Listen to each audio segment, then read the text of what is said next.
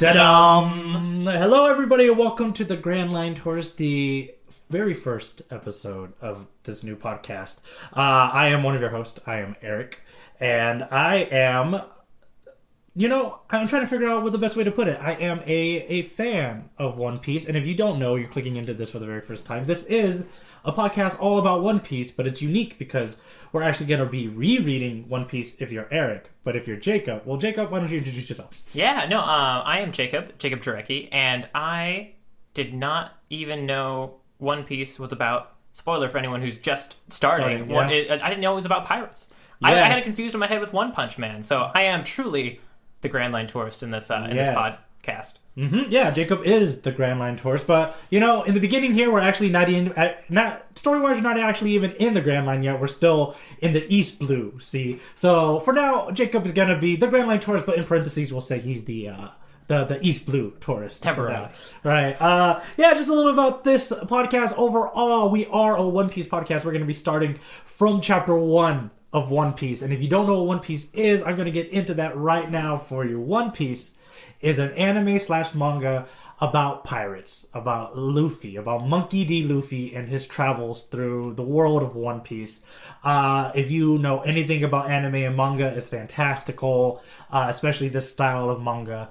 And that's what we're going to be here to do. We're going to talk about what each chapter as we go through them, just kind of breaking it down, hearing. I've been warned that there's a lot of chapters. Yes, there's a ton of chapters. I don't know what I've signed on for.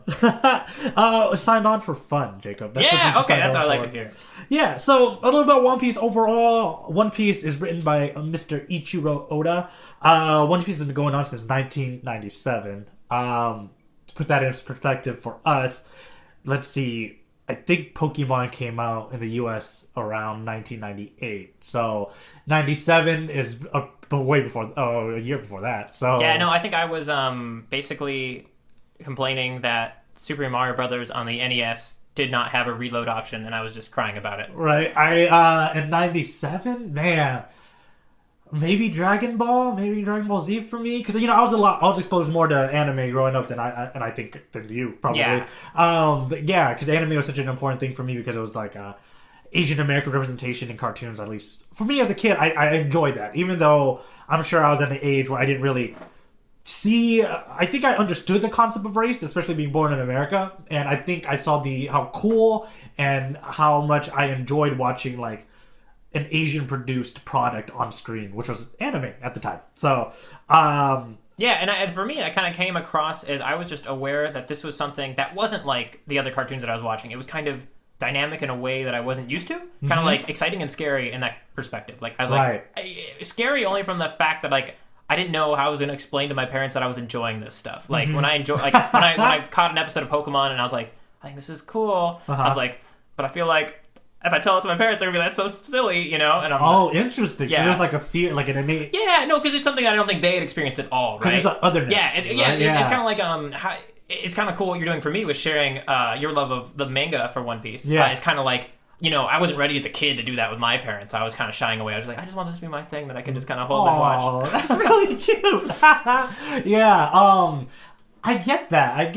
It's definitely manga and anime is a very interesting thing to walk into from like an American standpoint because it could definitely there's like a varying scale because it's like animation, but obviously it's interpreted differently culturally based off like either Japanese or here in the US we look at cartoon and animation kind of like as a kid thing, like it's definitely meant for kids, which is like obviously what manga and stuff and anime is for, but also they take it traverses the ages a little more, I would say, over there, right?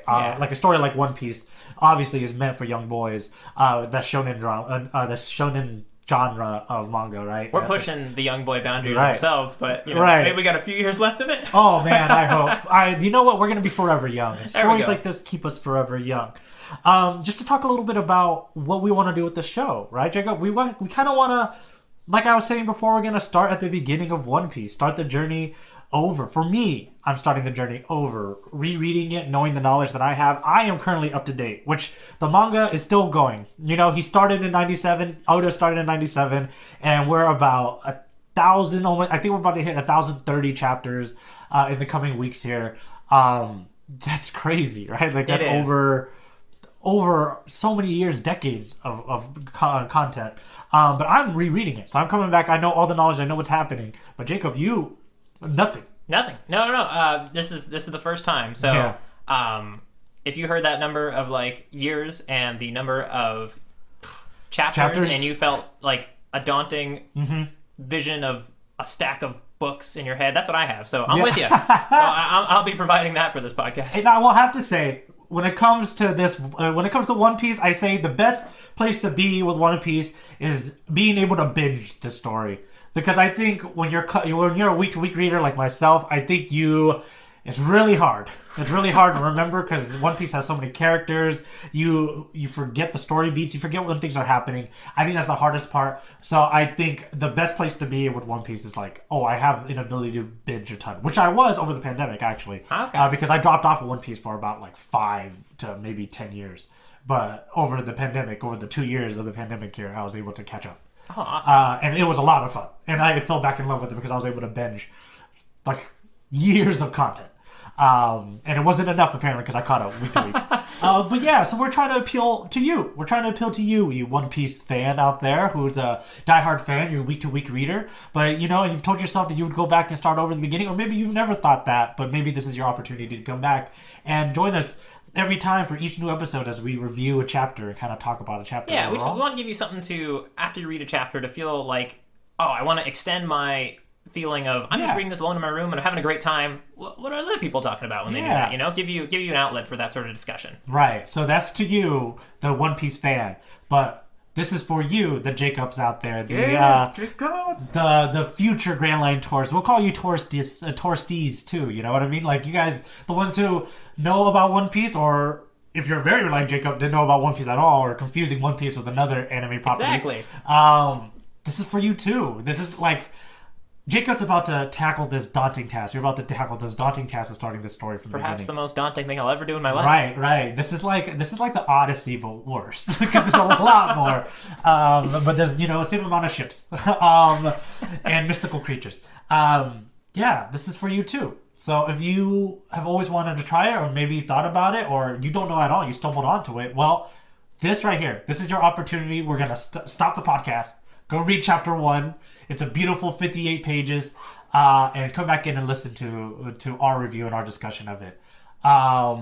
Before we get to that, though, I do want to chat about, Eric, how do I find One Piece? No, I mean, you were nice enough to hand me this beautiful, not hand printed, that would be insane. Mass-produced copy of One Piece volumes 1, 2, and 3 that I read from, but that might not be available, or there might be internet these days. I hear there's some convenient things we can do. There's a bunch. So if you want to, the English interpretation publication over here for One Piece, the company that does it is Viz Media, and lo and behold, Viz Media has a website that you can subscribe to, and you get all of the Viz Media, like all the current Shonen Jump stuff that's being circulated right now, up to date.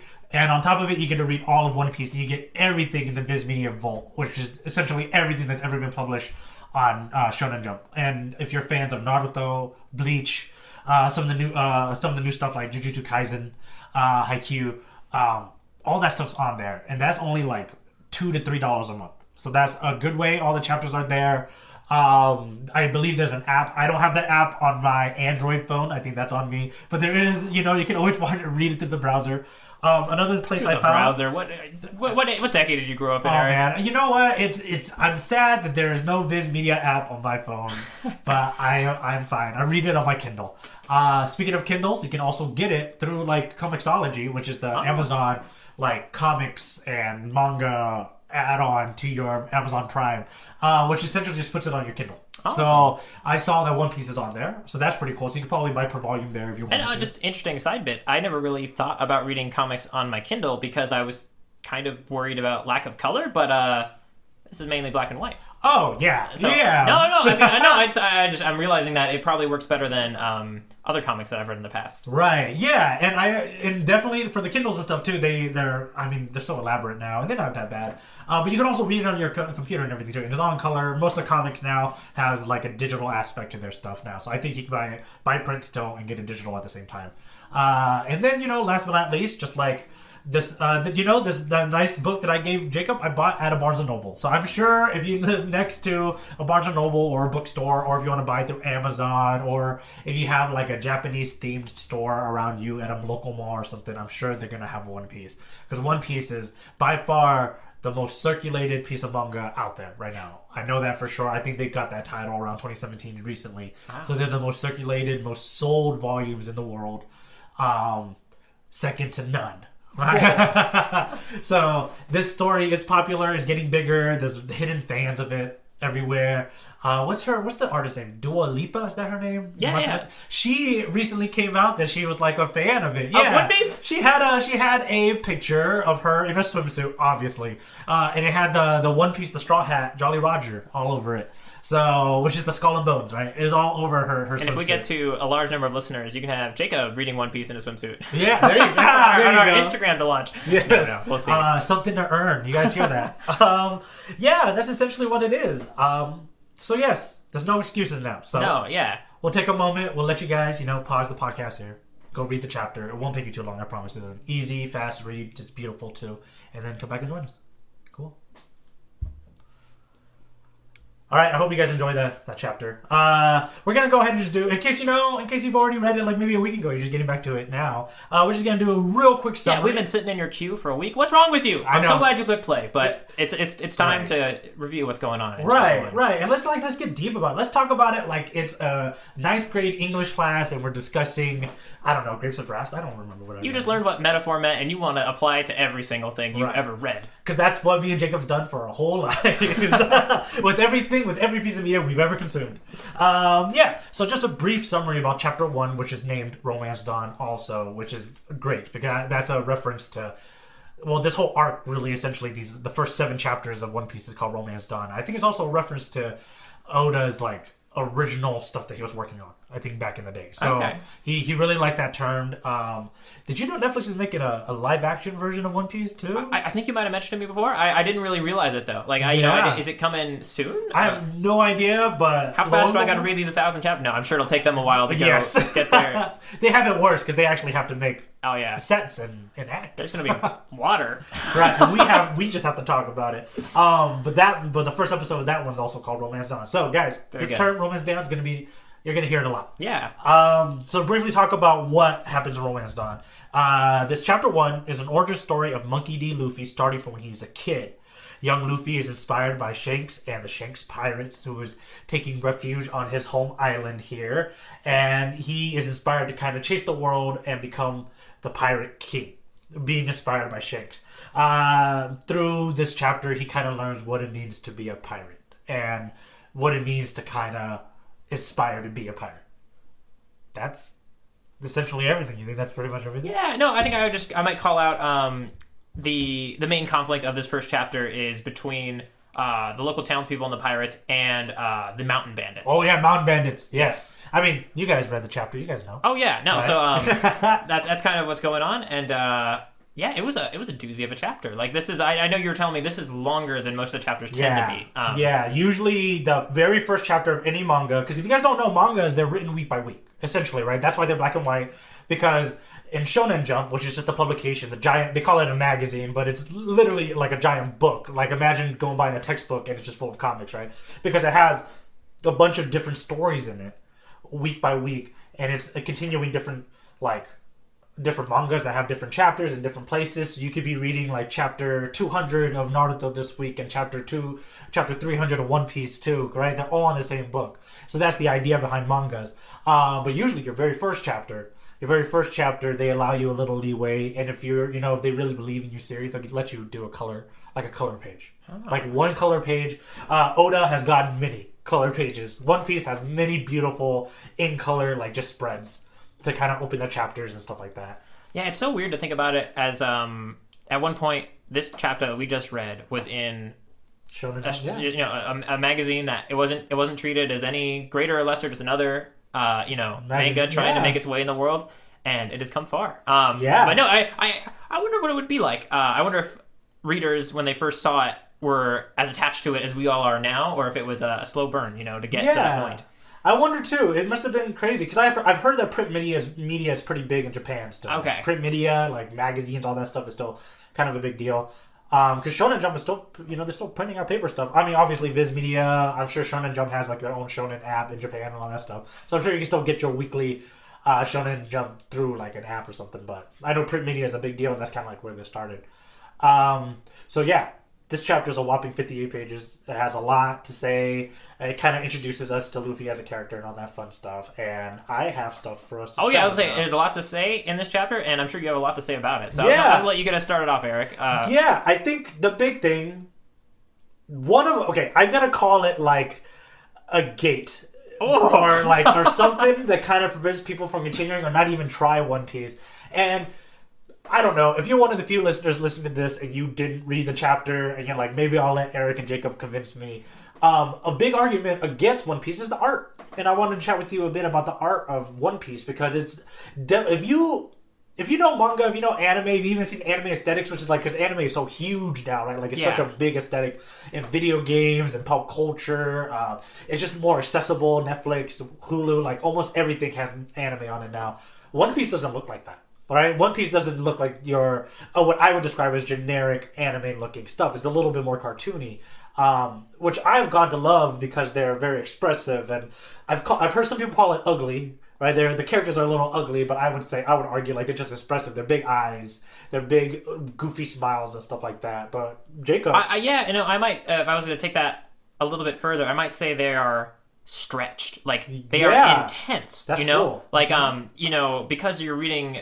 A manga, there's panel by panel, right? Yeah. And so you see like a freeze frame of these moments, and the moments that are being frozen are just moments that pull mouths like open further than you think they should be able to go. And I do think, if you weren't expecting that, it could totally throw you off. Be like, whoa, like, how can I even take this seriously? Like, oh, it's about pirates. Mm-hmm. The art style is ridiculous. Yeah. And what these characters care about is, to start, maybe a little bit more on the childish side of things, right? Like, at the beginning of this chapter, we got Luffy, who, to prove how, awesome he is, how hardcore of a pirate he can be, he just kind of like, slits a little spot underneath his eye. Just a super childish thing to do. Yeah. If you're not kind of used to, the way violence is going to be handled yet in side of One Piece, you're a little bit confused. So I do think... I can totally see it being a bit of a turn-off right away. Mm-hmm.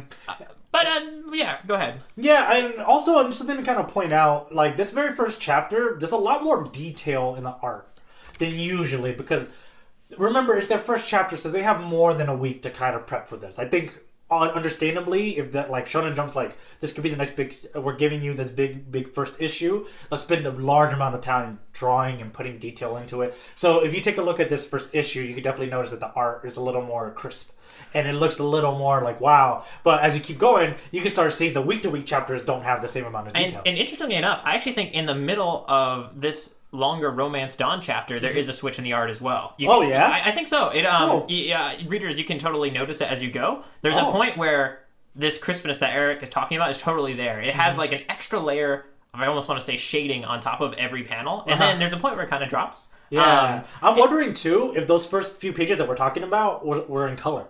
Could be. Maybe in the conversion, it kind of comes across as shading, but we're really seeing the lack of color. Because sometimes they give like a few pages of color to these new mangas when they first debut in a Shonen Jump. Yeah. Next to that, actually, I have one more thing to say about this. Yeah, let's do it. I do, and it's because we kind of prepped you up there in a way that like. What? The One Piece tourist and his captain who's leading him on this journey across the Grand Line just told me that like it has a lot to turn off. Yeah. I want to tell you a little bit about what caused my journey to switch and get me a little bit more turned on. Okay. And part of it was since I have taken the effort to actually go through chapter 1 like an additional time just to give it like another read through, make sure I've gotten all the details ready for our podcast. Yeah. One thing I tried really hard to do in my second read through was to take it slower and to really make sure I understood kind of the line of action that's continuing panel to panel. So just understanding, in this panel, someone's standing here and they're moving in this direction. So in the next panel, they're probably going to be in that direction. And it's something my brain didn't understand, but like it's taken so seriously, that idea. Like, of course it is, right? Like, if a character's going one direction, he should still be going that one direction. But the first time I read this, I wasn't paying attention to any of that. Like, I was so much focused on reading what was being said by our characters. Dialogue bubbles, which will get you 99% of the story that you would need to be able to talk about it with somebody. Yeah. But I think that extra 1% of just, like, really soaking in, okay, these are where these characters are in relation to each other. Here's what they're doing. Here's what they want. Oh, I see. He really stretched that face here because the thing that Luffy is saying is really emotional to him right now. Yeah. If you just take that extra moment, I think it enhances it a ton. Like, that I think that 1% that I was missing on my first read-through was, like, a lot of the enjoyment. Even though it was just, like, I felt like I knew One Piece after that first read-through. The time I read it again a little slower, I felt like I got so much more out of it. So I want to encourage our listeners who are reading through to just take that extra time. Yeah, I like that a lot. I think, you're right. I didn't talk about how to get through this gate. Guys. Yeah, what would you give the gate? Open it. Just open it. Open the gate. Walk through, let the story take you.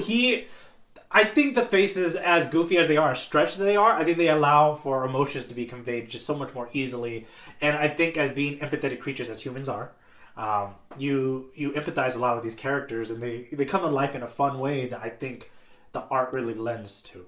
And, don't let the art put you away. And I think eventually you'll see that Oda he has such a fun, goofy mind, right? Like, he does so many fun things with these characters, with this world. Like, there's so much to fall in love with the whimsy of being a child again, right? Like, I think a big part of this too, obviously this is kind of like written for younger kids, specifically younger boys and stuff, but like, there's so much fun in that. And I think as adults we forget to have fun because we're just working the grind and working, and it's, maybe this is your 40th time rereading it, or maybe it's your first time rereading, or first time reading it, period. It's just fun to remind yourself, like, how fun and imaginative, like, people can be, and just kind of sit in the art. That's a really good way to describe it. And just to paint a picture of a moment of that whimsy, Luffy loves to eat. There's a moment in this chapter when he's eating, and one of these panel-to-panel things that I totally didn't miss. I totally missed it the first time, but now I saw it. Yeah. Luffy has this nice big piece of meat on his fork. It's like stretched out, between his teeth. Next panel, it's like ripped, and he's felt the recoil from like the meat tearing, and now it's he's finally getting that bite. Yeah. And I swear, like I couldn't even have told you that panel existed before. And so if you're hearing this and you're like, what? I didn't hear that. Go find it. Find that spot and enjoy it, because that's the kind of thing I'm talking about that you might miss if you're just plowing through it, getting the content. It's just a visual gag, a visual gag that you missed the first time. And it's also it's that it's just that moment of fun. Like what we're reading about a kid that loves to eat, and we're watching him do it in a completely ridiculously squashed and stretched way, and that's just really cool if you take it at that value. Yeah. That brings me to my next topic, which is actually a bigger conversation about the genre, or more so, the publication of Shonen Jump, right? Yeah. Right, which is, One Piece is a Shonen Jump manga. And Shonen Jump is Shonen overall as a genre that's being related to it. Shonen is made for young boys. So essentially younger than 15. Yeah, 15 and so younger. Just to get some quick terminology tidbit to make sure I got it right. So Shonen is the type of manga that's made for the younger boys. male audience, and Shonen Jump is the big magazine that pushes a bunch of these shonens together. Right, yeah, like a bunch of these stories are in there, right? Naruto, Bleach, all the stuff I was mentioning before. Dragon Ball, that's what you got. Dragon Ball is actually Oda's big influence on Oda growing up.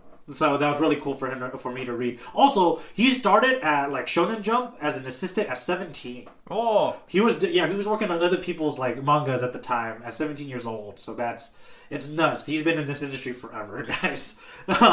So it's super great. But trying to pass like AP tests or something. Right? Stupid. Oh my god, yeah, I know. And this guy's already working on stuff that's being published, and then he gets himself published with a giant story like this. Good on him. But there are a few things that come with the shonen genre, like tropes, right? When we talk shonen, like, oh, it's a shonen show, it's like a shonen anime, shonen manga, like there's a bunch of tropes that go with it. And I wanted to talk with you about them and just kind of get your thoughts about them, because they're kind of like, they're so specific to like Japanese storytelling, like manga and anime, that I don't know necessarily there's like a Western version of these tropes. Yeah. If there are, it's just not as big as a deal, and they don't do it like the way Japanese folks do, right? My first one is the wanted posters. Okay. And the trope that this is fulfilling is power scaling and power levels.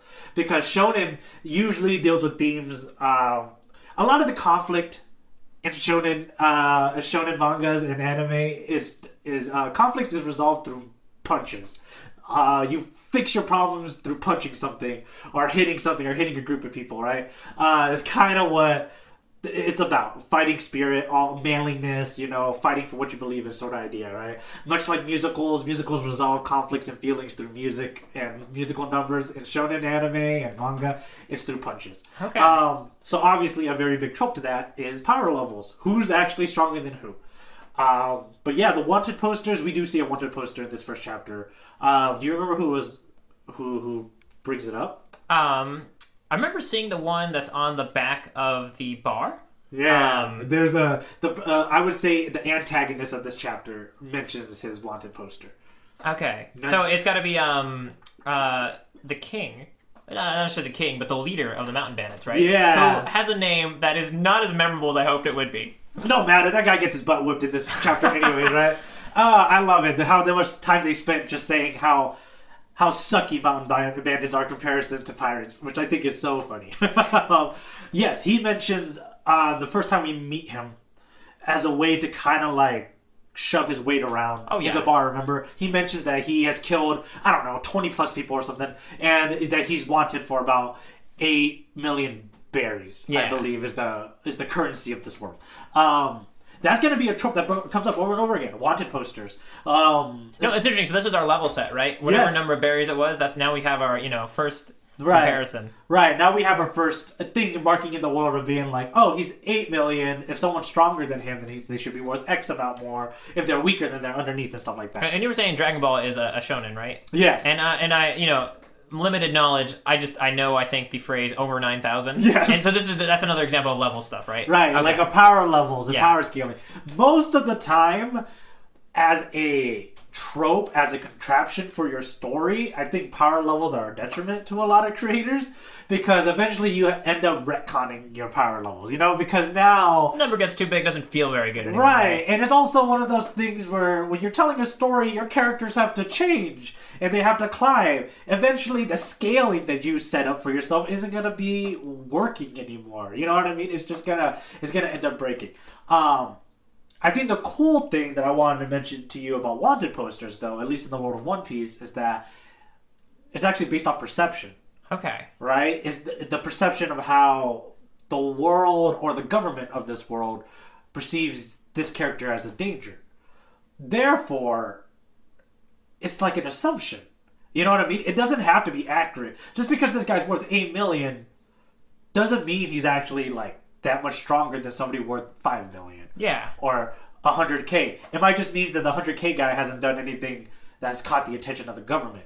And that's where I'm kind of going with this. Where it's like the wanted poster is a way to say power level in a fun way. So us One Piece nerds can be like, well, that guy isn't.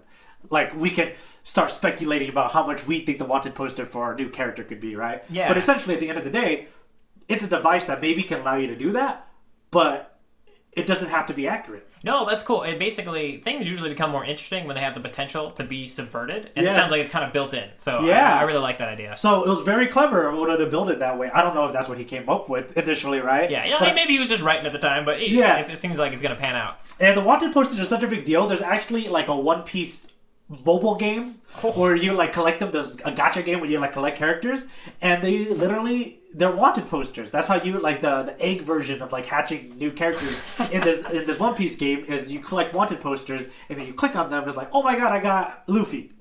Yeah, which I thought was really fun. So wanted posters is going to be synonymous with this series for sure. Okay. Yeah.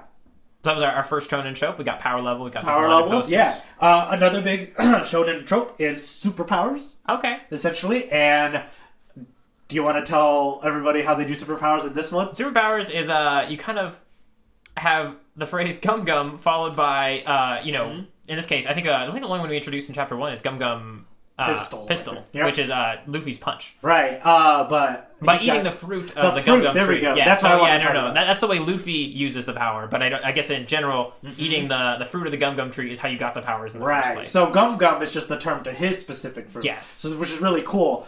Which totally, I mean, I just, it makes me think Go-Go Gadget. But I think this predates that probably. I don't even know if it does. But Right. Yeah, this is going to be a fun little trope they do later. There's something in One Piece is the you guys know, it's a devil fruit. Devil fruit powers, and they always do this like alliteration thing. So they'll always say like a chop fruit for somebody who you can assume, right? Once you hear the name of the fruit, you can assume what their power is going to be. Oh yeah, no. And I think I was saying Gum Gum fruit. It's the devil fruit, right? Yeah, devil fruit, and then it gives you a power that has the phrase repeated: Gum Gum for Luffy, and then possibly Chop for somebody else. Or I don't know, like they have a bunch of weird one guys. If this is your first time with the One Piece, man, you're gonna get your mind blown a little bit. Again, maybe you're thinking Gum Gum. Oh, that's stupid. This is silly, right? Yeah. But it's a part of a trope in this genre that already exists. The superpowers, and it's kind of integrating it in a way that's gonna allow, hopefully, to take it seriously. As opposed to just like, I don't know what's going on. Yeah. So Luffy is stretchy. That's his superpower. Obviously, once we know that in Chapter 1, man, you can promise that you're gonna see a bunch of other powers. One thing I will say though, again, Oda is so creative with his just in general that later on some of the devil fruit powers are like spectacular, and you're like, man, that's some anime logic for that power to work. Guys, I love it, every piece of it. And if you're a fan of One Piece, if you're just a fan of silliness, I think you're gonna love it too. Just don't think about it, just be like, yeah, that's what that power is, and we're here to stay. Just to kind of talk about the devil fruit, of the little Easter egg you and I have talked about, which is not really an Easter egg because you were talking just about how you miss it, right? Yeah. How you miss a panel sometimes. It can be kind of jarring in this first chapter because one moment he's a normal kid who they keep teasing that he can't swim and everything, and then the next thing we know, his arm stretches, right? And at first maybe most folks think it's cartoony, but no, he's stretchy now, and it's because he ate this fruit, and he ate it for dessert. And you can miss the fact that they do show you that he eats it. You can see what it looks like, basically. Yeah. You're like, did I see him eat the devil fruit? I know the pirate said that he ate it, and then you go back, you can see the panel, and you can find it. So that's another little scavenger hunt for you guys all to do. Yeah, you know what? You should just hit us up. Oh, you were going to give it away? I was going to give it away. Boo. Never I'm mind. kidding. Yeah, just to make sure they're listening and paying attention. Let's have them, email us. Tell us where it is, man. That's right. Comment. Leave it in the comments, bro. Yeah, tell us what panels they are. There's 2 of them. There's 2 panels. Did you know there's 2? 2 panels with the devil fruit in it? Where he's eating it. There's 2 of them. I want to say, I think I saw them. Whenever right now, they're both not coming to mind, but maybe I got some work to do too. There's 2, man. Yes. Cool. The next shonen anime manga trope is defining manliness. So the fighting spirit, right? Yeah. Fighting for what you believe in and all that stuff. I actually think this chapter is a big exploration of that. So this is going to be a bulk of my conversation about, and I want to talk to you about. But first I'm going to ask you, did you kind of, knowing that shonen animes are kind of teaching young boys about, right from wrong, sticking up for what you believe in, fight when you need to fight and stuff like that. Did you see anything like that or anything like that stick out to you in this first chapter? I think the thing that sticks out to me most is the way Luffy thinks about it at the start of the chapter versus the way Shanks seems to kind of think about the way life should be lived, kind of. Luffy gets very upset when insults are thrown around, like, when Grog is crushed right next to, Shanks' face, getting him drenched. Shanks is basically ready to just, we're in a bar, it was the last drink, this guy seems upset, no big deal, no one got hurt. And that is not what I'd expect from these pirates that, Luffy kind of aspiring to be. And so Luffy shows a lot more desire for a little bit of retribution, kind of like I'm gonna respect. Right. You can't do this to me and get away with it. I need to be seen as a formidable, figure in this world. And so, because that's what he thinks manliness is, right? It's his strength. He needs to, you can't mess with him. He has that prison yard mentality, right? Don't mess with me, respect me, sort of deal. But he loves Shanks. That's the first thing we learned in this chapter. He loves Shanks to the point where, you can already tell that he's looking up to Shanks, kind of like a dad. Like someone would look up to a big brother or to a dad, to a father figure, essentially, right?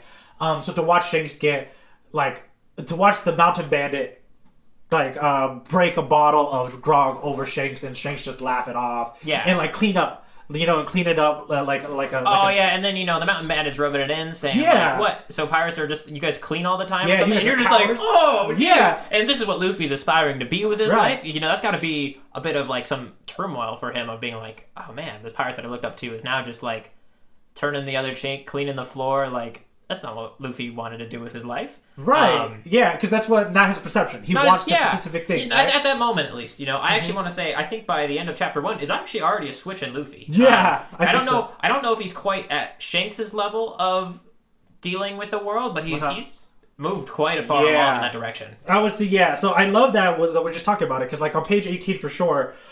This is around. I think this is the moment where he's confronting Shanks, right? And this is right after the bandits crash because there's no more alcohol, so the bandits are like, "We're out of here." I don't know where they're going, but like, "We're out of here." They're all wussies, right? And they leave. All of the pirates are laughing. I love that Shanks' crew is like, "He got you, Captain," and they're all laughing about it. And Luffy says his thesis here, which is like, you need to stick up for him. Why did you stick up for yourself and stuff? And Shanks, I think he says the first line of dialogue that I think is like makes Shanks so cool. I think a big thing about this chapter is Shanks is so cool. Shanks is a cool guy, and Shanks says the best thing where he's like, "It was just grog. It spilled over me. No one had to die or that stuff. Fighting, it doesn't always have to result in violence." And Luffy is like, "Nah, I'm gonna go like find someone else to look up to." Right? Yeah, that's what he says, and that's when we discover he stretches and all that fun stuff. And then I think. The big thing, too, about Shanks, to come back to this idea of manliness, is... Do you remember when Shanks decides to fight? He decides to fight... When he's, like, the first time he's, like, aggressive. When I would say, like, oh, he's in a mood to, like, punch people now. Do you know when that moment happens in the chapter? I'm sure the specific moment is going to be super important. I want to say, is it too far if I'm already at the point where there's a pistol pointed at his head? Or is that too far? No, that's right there. It's right there. And so, what I can't remember exactly is what causes... the change, right? The change there, and it's got to be somebody. Oh, is it the threatening of Luffy? Yeah. Okay. So, like you guys know, Luffy gets in trouble because as much as he's offended, because he even goes to say like, "Oh, I don't need Shanks and them anymore. They're wussies," and all that stuff. I'm gonna be a stronger pirate. I think he still loves Shanks because these mountain bandits come back and they trash Shanks, and he's like sticking up for Shanks' honor. Like, why? Because I think he's still. In his heart, Luffy knows that Shanks is a good guy. Yeah. And it's because the bandits are threatening Luffy. Like, they're beating up Luffy at this point. Because Luffy's already rubber, so they're having a ball of a time kicking Luffy around, stretching around. Yeah, this is actually kind of a cool moment where, like, oh, is this silly? But they're taking the silliness seriously. Yeah. Like, so if you were a rubber person, you can't just punch a rubber person to, any grievous harm. It's not going to work. Yeah. It's like, try to beat up an eraser. You're not going to have a lot of luck. I mean, you can do it. Eventually, the eraser's going to get more beat up, right? Yeah. But you're going to have to work at it a little harder. So the mountain bandits are going in it, and that's like exactly what you figured. That's when Shanks shifts. And I think what's so cool is that he shifts, and he says straight out, like, he says again, you can pour grog on me, you can make fun of me, you can humiliate me, but the moment you threaten my friends, I'm going to fight back. Like, that's when I'm going to stick up. And instantly, when that guy puts a pistol to his head, that stupid mountain bandit, and before the guy can even respond, one of Shanks' crew shoots the guy. Yeah. Right, eating a piece of meat. It's an amazing shift in seriousness. This is the guy that, like, wouldn't beat someone up for, like, breaking a grog, a bottle, like a glass next to him, right? And what we've never seen in Western television about bar fights. That's the start of it, right? That's the start of bar fights. Shanks was, like, actually almost like a active anti-trope from the Western genre. Yeah, which I think is great. No, I just thought about it now. Yeah. But that's the shift. Shanks is shifting because he considers Luffy a friend, like a dear friend. Yeah. Which leads to later, like, Shanks loses an arm for Luffy because he's a friend, right? That's the capacity of Shanks and the compassion of Shanks. It was basically this gigantic sea creature was coming to hurt Luffy. Luffy's can't swim. He's got the devil fruit. And so he needs Shanks' help. Yeah. Shanks brings Luffy to safety, but in the process gets his arm bitten off. Right. And, like, that's what we mean with Shanks, right? In Shanks' mind, it's not... Getting into fights is only worth it to protect the people you love, essentially, right? A big term in this story is never really defined. I don't know if it's defined in the manga. I'd be interested to see when it's like when it comes up. When it's written in Japanese, yeah. But Nakama is a term that they use a lot in the anime. Because when I actually started One Piece, I started with the anime. Which does not start. Go to the source material. Yeah, right. Yeah, no, it doesn't start this way. The anime starts with the next chapter, actually. Whereas the manga starts with the beginning of Luffy's origin story. Nakama is a term that they use a lot in the anime, but they'll usually translate it in English, subtitled to crewmate or comrade or friend. But Nakama, I get the sense it's kind of like the camaraderie you get with like a war brother or like something like that, right? The best comparison I can think of is like soldiers, when soldiers talk about their friendships during their time serving and stuff like that.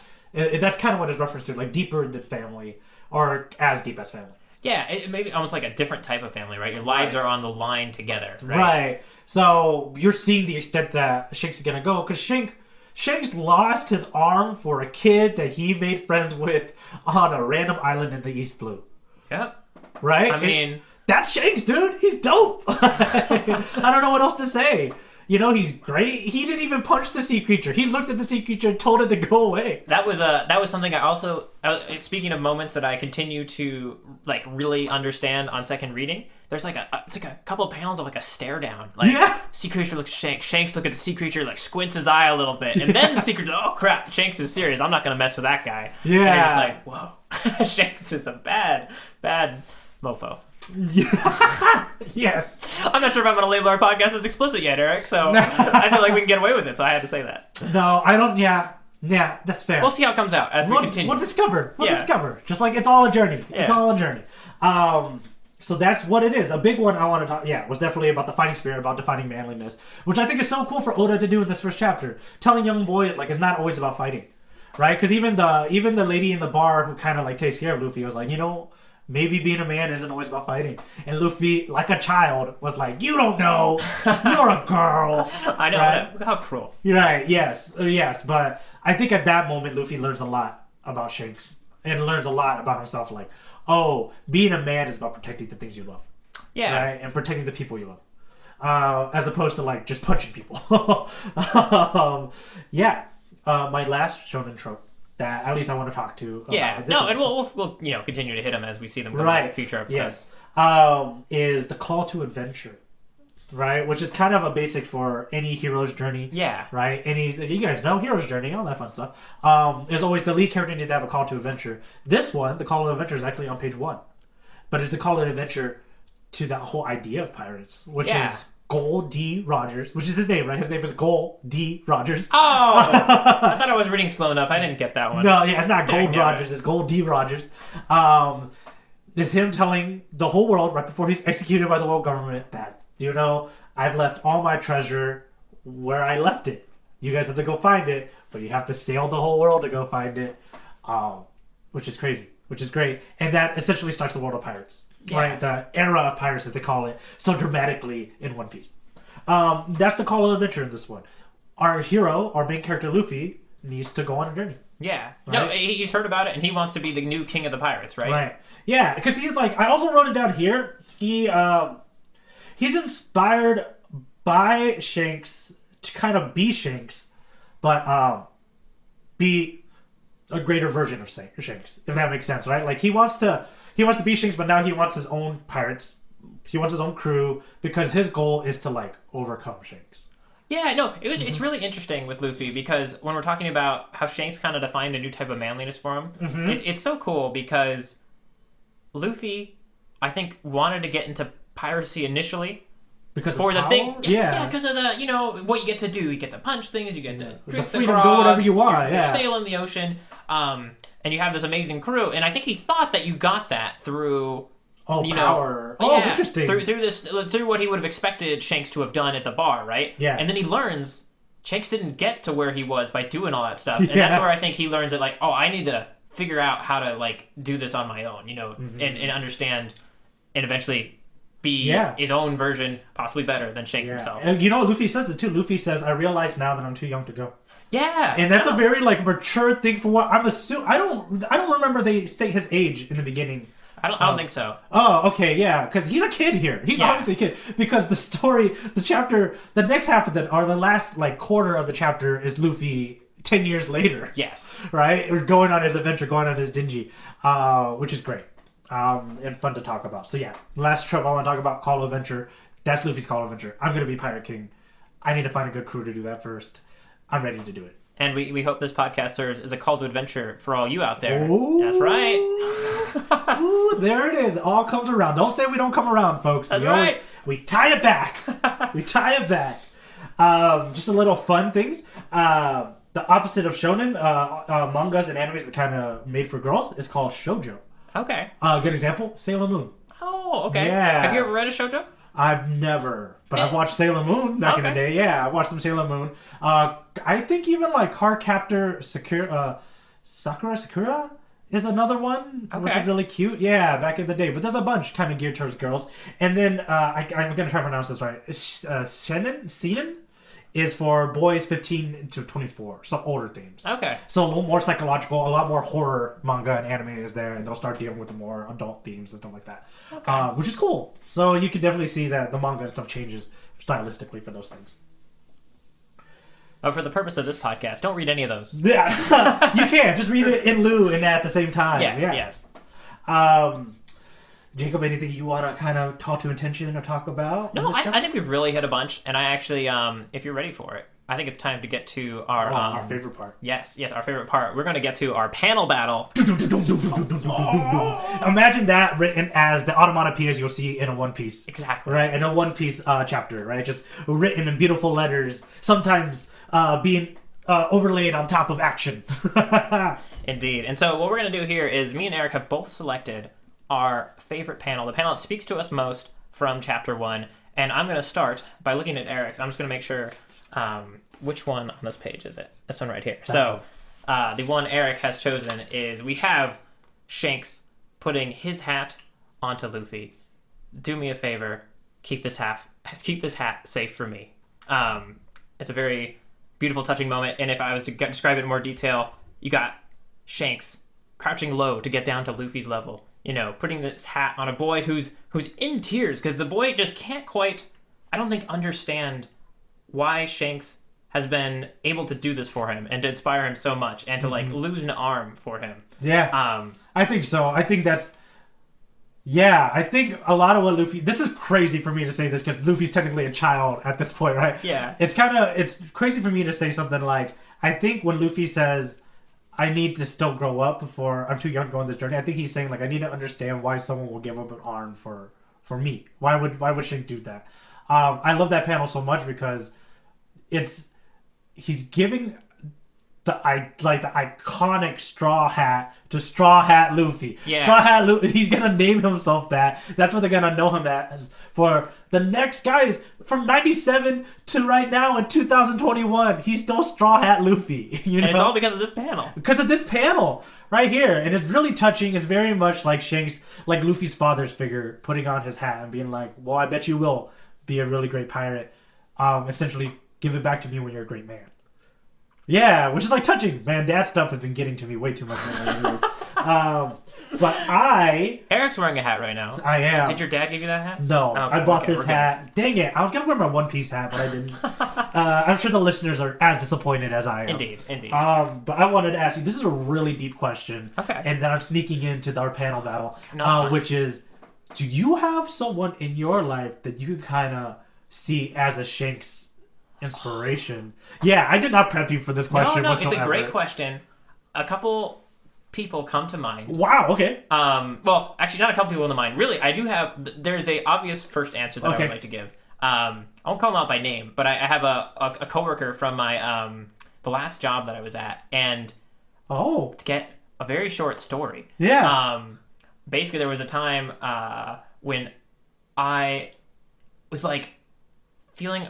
I basically was feeling a little sick. I actually had thrown up, and this was the person that just kind of took me aside and helped me get cleaned up in a way like when we weren't too close yet, and I was just like, wow, someone did that for me, and that was the start of kind of a beautiful friendship, and the start of just, it was interesting to think kind of in the way that like we can't believe that Shanks has done so much for Luffy. Yeah. This initial thing that was done for me kind of just started me thinking in a way that was like, oh, I don't have life figured out yet. You know, I don't know exactly what it means to be a man if I wouldn't have had this initial impulse to help, like, you know, the younger kid at work that was sick to immediately be the person that wants to take him aside and get him cleaned up, right? Wow. I wasn't that person. Yeah. And I was like, this person's helping me right now. I want to be more like that person. Wow. That's really good.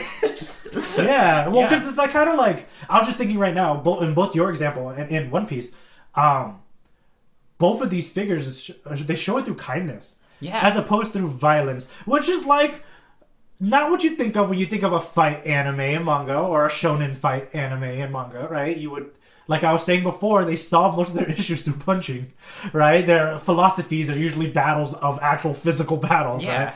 But in this instance, Luffy's learning, like just like you, about what it means to be.